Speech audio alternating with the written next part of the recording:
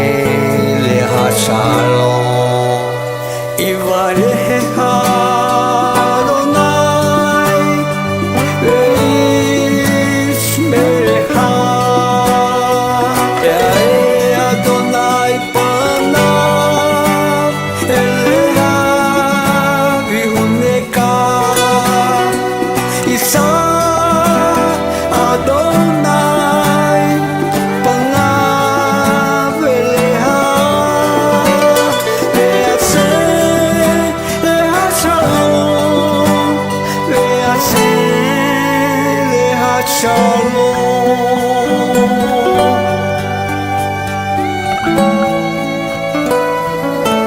Baruch Hashem.